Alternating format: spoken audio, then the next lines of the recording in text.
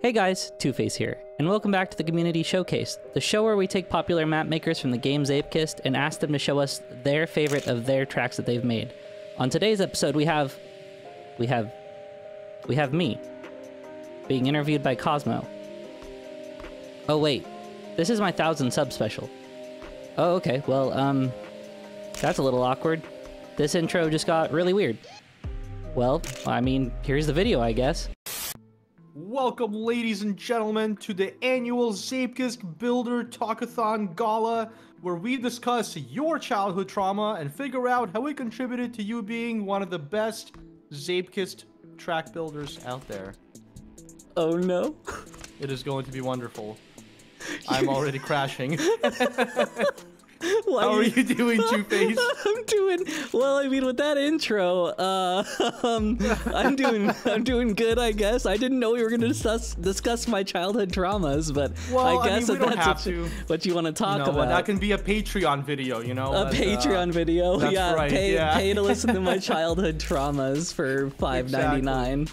Exactly, but we are going to be checking out 4 of your tracks today. I'm excited to see which ones you picked. I actually have never played this one. Yeah, so. This was my very first track that I ever made. This was like, nice. I had just bought the game, installed it, hype, ready to go, and I was like, okay, let's dig into this map maker. Oh, I suck at this track. That's awesome, dude. That going up that one side is pretty gnarly. That's like that first section into the tube. I can't do it. Oh, you gotta stay low, stay low. Stay low.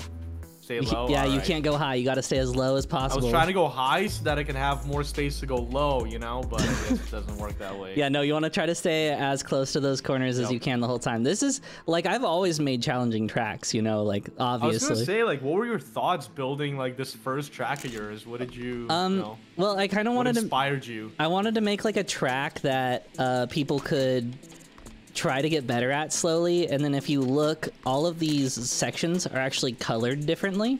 Right. So I was thinking like, well, people are probably gonna have to like, I don't know, like maybe they'll be in like a Discord or something, like talking to their friends, and they'll be like, oh, I messed up on like the purple section, or oh, I messed up on the yellow section. Oh, well, this is how I got that section. Interesting. Yeah. That's cool. Yeah, so I color coded it so that people could like communicate about like how to do it, because even when I made this track, I could barely do it. I was just like, I like it. Yeah.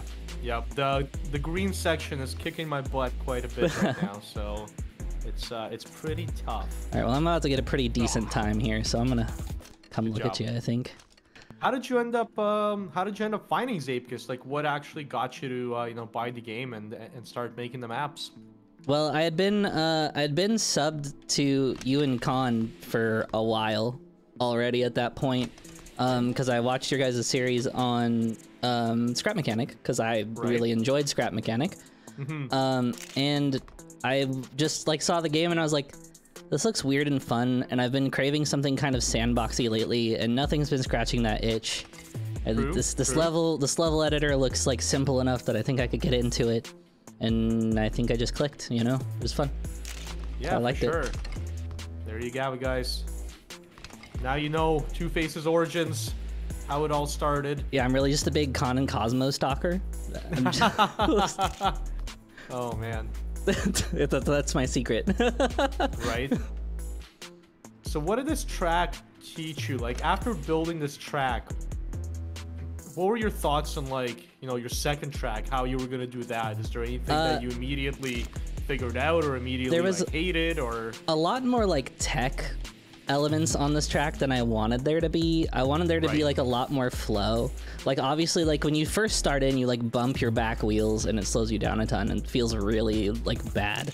Like, I'm not saying this track is a good track. I think that for a first track, it's decent. It's really difficult, but like, it is. I'm finally on the yellow and orange parts. Ooh, go get 'em, buddy.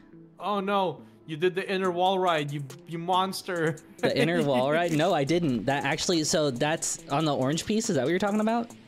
Yeah, the inner orange piece is got the missing inside. You might be able to inner wall ride that if you slow down for it, but I've never gotten an inner wall ride on that. Like, interesting. So you have to do the outer, I guess, the outer wall. I do the outer wall ride, and I try to keep all that speed. Yeah. Ah, gotcha. I mean, even back in the day, like, my thought process was they should have to break for this.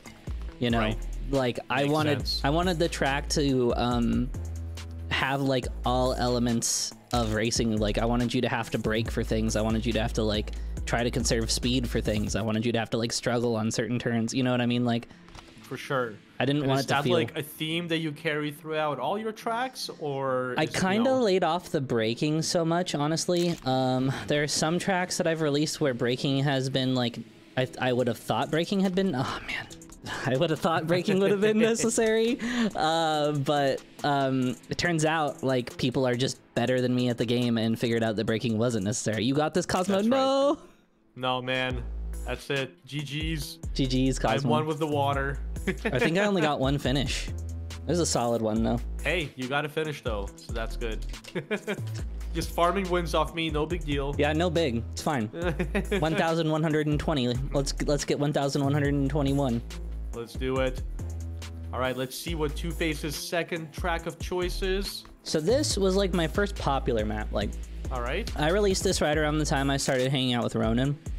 And Ronan Nice. put it like in his playlist, which, you know, like people watch a stream and they see his playlist and then they're playing on a stream, and that's kind of just how like a lot of maps get popular. Right. And I had just started talking to him, and I think he had just started streaming Zapekist, and he was putting this on his stream, and like people were like starting to race it all the time and stuff. Just kind of ended up being like getting popular, and I would say like this is a lot of like where my map design actually developed. Was in this one versus the last one. This one kind of feels like it could be a track that's made by me like nowadays, but not quite so much. It definitely, yeah, it definitely feels like an earlier TwoFace track. You know, like your style, from what I've seen, has definitely evolved a little bit, but it still has that, you know, that TwoFace, the TwoFace touch to it. The TwoFace touch. The Wink. TwoFace touch. That's my slogan. Yep. So what inspired this one? Like what, you know, when you built this one, was it for, like, did you specifically want to play it on the stream for it to get big, or were you just building it? I was just building it to build it. Like, so you'll see like the Calamity sign in the background over there. Yep. This was the first time I put a Calamity sign in my tracks. Cool. Basically what the Calamity is like just like a group of friends that I have that we all hang out in a Discord. And it was just like a little community Discord I had of people that were my friends for years and years and years. And I tried to convince like a bunch of my friends to buy this game all at once at one time. I was like, yo guys, we've been trying to find like a game for the community. I want to like offer to like buy my friends this game if I can, and we can all play this game together, and we can all like release like Calamity branded tracks, and it'll be fun. People will know that like our community made this track, and then only one other person made a Calamity track that exists. Oh no. Yeah. But hey, one is better than none. Yeah, true. But yeah, no, so I started putting Calamity signs in like all my tracks. I've stopped doing that lately. I should make a new Calamity sign. They're fun to make, but the last one I made took like 3 hours to make, so. Oh wow, that is crazy. So how often, how long would you say it takes you to build a track on average? Like what is your, like do you have a preset time do you try to cap yourself at, or do you just let the creativity flow? It depends on like how complicated of stunts I want there to be and how smooth I want them to happen. I mean, I think you've sat with me and watched me and an editor sit there and fine tune like a single jump just to make it feel really good if you get it just right. That's like, right. I'll spend like an hour or two sometimes fine tuning like a section. Sometimes I can whip out a map in like 30 seconds, but like, I like to have a map where I can have a part that is precise enough to at least kind of like make or break your run. Like I want you to struggle with like at least one piece of my track and have to learn it in order to get through it. I don't really think I have that this much in this track. There's a lot of pretty standard pieces in this. Some of the transfers are a little wonky, but that's about it. I like it, man. I like it. I've actually been able to finish it. Maybe that's why I like it. Fair. Like I said, this was my first one that got any traction, so like I definitely was playing this in a lobby like 10 minutes ago and was getting compliments on it like mad. Gotcha. Probably not 10 minutes ago. We've been recording for probably not 10 minutes like 9 of those 10. Oof. Was that a better time? When you start making a track, right? Like when you first sit down and make a track, what do you struggle with the most? Do you struggle with like figuring out the path? Do you struggle with figuring out like the aesthetic of it? What's typically the most difficult part for you? Typically, I'm a flow before aesthetics kind of person. I think that really shows on this map. There's really not much decoration. Literally, like the only decoration of the whole track is the sign and the pillars holding up the track. Like that's right. That's it. So like, especially early on, I was just more worried about making a track that was fun and entertaining to like ride, or like kind of challenging to ride, more so than I was the like aesthetics. And like, that's not to say I can't do some good aesthetics. I just feel like when I focus on aesthetics for my tracks, they feel less fun to me. So I try to focus on the track before anything else. Cool. Yeah, it's interesting to like hear how other people approach that process, because I'm sure everybody does it differently. Yeah, no, there's actually a method I've been wanting to try for track making lately. In one of my mapmaker interviews, I think it was Cornshot told me this, that he makes tracks in sections.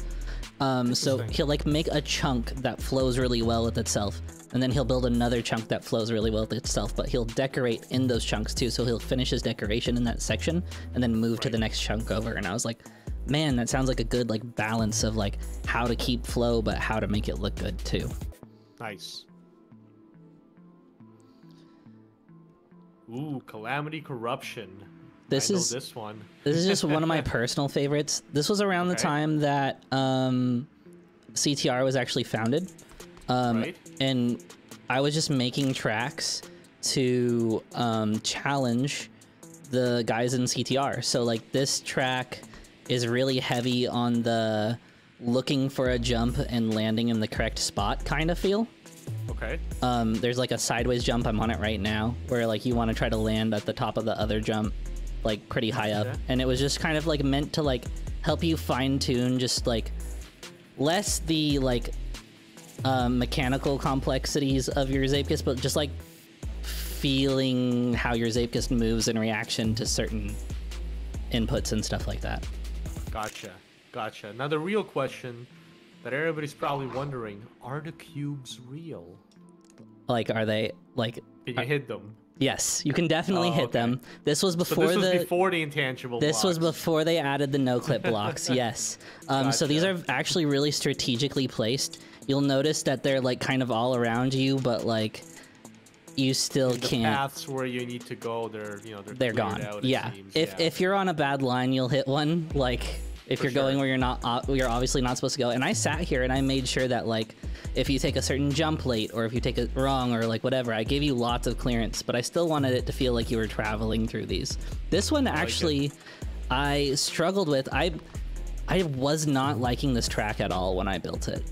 Interesting. And I was like, man, like what can I do to like make it feel better? I ended up finding like the line on this is like so particular. Found the line, ended up liking the line, didn't like any sort of decorations I was doing for it. This one has the 3-hour Calamity sign on it, by the way. I think this was the first one. But at least you copied it in this time, right? You didn't have to make it again? Oh no, yeah, I made it a blueprint for this, so I have it saved that way. That's good. But yeah, no, I was like, you know me, I kind of always try to do like surreal kind of things where it's like, it's not really like a theme more so than it is just like reality kind of breaking, or like being in some it's weird vibe. Yeah, it's a vibe. So for this one, I just was like, well, I want it to feel like the world is kind of like glitching out and falling apart around you, like the pixels of reality are just kind of like melting away almost, or like glitching out. And this was the first time I like even thought of like anything as a theme, to be honest. Like, that's cool. No, I like that a lot. It's almost like like a virus taking over. Yeah. A system of some kind. Very cool. I swear this track is gonna kill my bitrate. I'm calling it right now. The bitrate in this section of the video is gonna be terrible. It looks great on here, Yeah, just gotta play it in the game.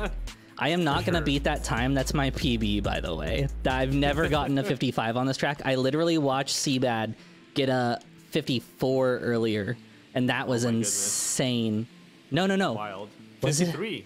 He did get a 53. That's right. He did. That was actually insane. That's still 2 seconds faster. Yeah, dude. Wow, I'm actually past the section. Oh no, and there I go. So do you take inspiration from any other map builders, or who would you say are, you know, your top three? I'd like to Top three map say that I take inspiration from people, but I don't think that my tracks end up feeling like anyone else's tracks, I guess. No, and that's, you know, like, I mean, I think that's a great thing, you know, being able to be inspired by somebody but still do something that feels entirely original. I think that's literally what everybody strives for. Like, I mean, it's just interesting to see, you know, who people look up to when they. Like if I had people that like this. I would have to say that I look up to, like, I mean, being a track flow first kind of person, it's like Mackie and Richie and Horse. Those are kind of like the core group of people that like I feel like put track first and deco second, that just make really good flowy but challenging tracks, right? Gotcha. A lot of them kind of like are of like the air quotes like Trackmania style tracks. I don't know how to build Trackmania style tracks, so I just build what flows. It's definitely a craft. It's definitely a craft, because I don't know how to do it either. I mean, but they're awesome. I love them. Yeah, they're great. They feel great. I just have no clue what I'm doing. I've seen some people like literally recreate like virtual tracks in this game and stuff. It's been pretty rad. Awesome. Wow, TwoFace in first place again. Go figure. No way. Like, actually? Dang. Cosmo has beaten me before. It's happened. Yeah, maybe once or twice. Ooh, this one. This one's really controversial. I don't think this one's a very liked track, but I love this track. I like this one. I mean, the concept is really cool. I don't think I've ever completed it, but it's certainly a cool concept. It's, you know, a friend of mine was like, TwoFace, I really like this track of yours, and it was Calamity Ribbon, which is why this one's Calamity Ribbon 2. Right. And they're like, when are you gonna make a sequel to it? And I was like, you know, like I could make a sequel to it. Like, I just never really thought of it that way. Like, is that something like some people want? And my friend was like, yeah, like I think that'd be dope. And I was like, okay, cool, bet. And so I was like, okay, but like, what can I do to like amp this up? Like, Calamity Ribbon already kind of wasn't like a super easy track, but like it wasn't that hard either. But like, did I want to make it a hard track? And then I was like sitting here and I was like laying in bed one night and I was like, I want to make like this spiral that you have to travel up. I like spirals. And then at the top, you have to turn around and go back down the same spiral. And this was like crazy. Right after Omni Boosters had come out. So this was like my first Omni track. I remember that. Yeah. I remember that. Exactly. So like, I was like, man, like this is a great idea for the new Omni Boosters to like have to go up this big like helix and come back down, basically. For sure. Yeah, this is crazy. I see you zooming back past me, and I'm jealous. Yeah, no, trust me. What's after that is only more pain. I know. I actually remember this. I made it past that. I was like, yay, I'm gonna finish, because the finish is probably just like right behind the start. Nope. No, There's more pain. There's a lot more pain. That's like maybe like a third of the track over there. Right. I need to just get a finish on this. That's great. Yeah. No, this track, like I literally took an element from the previous track and all I did was flip it upside down. And it's like the hardest part of the track for sure. Flip it back. Flip it back. I literally, I was looking at my old track and I was thinking to myself, I was like, what can I steal from this track to make my new track feel like this old track? Yes. And then I was like, this piece. But how can I make it different? I was like, does it work upside down? Flip it. Yeah. And then Cancer was born. And then here we are. Yeah. And oh god. I had just gotten done doing my collaboration with Spy Eye, so I had to put that cactus there in commemoration because I knew no one was going to play that Spy Eye track that we made. Very good. Yeah, this is insane, man. Yeah, this is crazy. I really like the cacti too, you know, the black and purple. Just some color combos just look very interesting in those things. Yeah, you know what? Like neon gets ridiculed a lot in this game for just like blasting your eyes out, but like I think it's still useful in the right situations. You just have to like. See, I'm one of those people that runs bloom off, so it looks still good. It just doesn't blow my retinas out. Right. I also run with bloom off, so. Very good. It doesn't for me either. It definitely used to get to me. I mean, and even then, like when you're going through like pipes that are just nothing but neon. It's still super bright. It's awful. What would you say is like a top tip that you could give for track building? What really like helps you? You know, I think that with track building, there's some things that are like really important that a lot of people like miss out on, especially like early builders. Like a lot of people will make like a great track, but like hide a really powerful booster, and you just don't know how to take that booster. So making your boosters visible is like super important. Or your booster. Did I say boosters visible? Did I say that correctly? Oh well, making your boosters visible is super important. Yeah, making it predictable, you know, so there's no, I mean, unless you are trying to really mess with people, if that's your... Like, I'd say, like, if you're making, like a, I don't know. No, like, the hidden boosters are always a bad time, in my opinion. I would say... You're talking to the master of hidden boosters here, okay? So I'm a little biased, but go on. Fair. I would say that, like... signage is always a good thing, unless you're intentionally trying to have a confusing track, then don't worry about it. But that's pretty much it. Like, boosters, get your scaling mods. Just check out Modkist. There's a ton of great mods on there. I literally have every single one installed, and I probably shouldn't, but I do. Watch people come out with new maps and see what you like and get inspired. Those are all my tips. Excellent. Well, there you have it, guys. There is our talk-a-thon gala. I already forgot what we call this stupid thing. Community showcase. But I hope you guys enjoyed the you know, the Q&A with TwoFace. I certainly did. I mean, I didn't know a lot of that stuff, so that was interesting for me. But yeah, TwoFace, you want to take your video back over? Yeah. Well, that's all I have for you this time, guys. I hope to be back on my regular schedule with some more content. I do have some other videos that are going to be similar to these videos coming out, but aren't necessarily these videos. I'm actually really excited to release them. But yeah, if you guys have any questions or comments of your own, go ahead and leave them down in the comments below, and I will answer them. And give us suggestions for other games to play that you guys might want to see us play together. Please. So drop that in the comments down below. Please. Okay. Go ahead. Okay, bye. Okay, bye. Bye.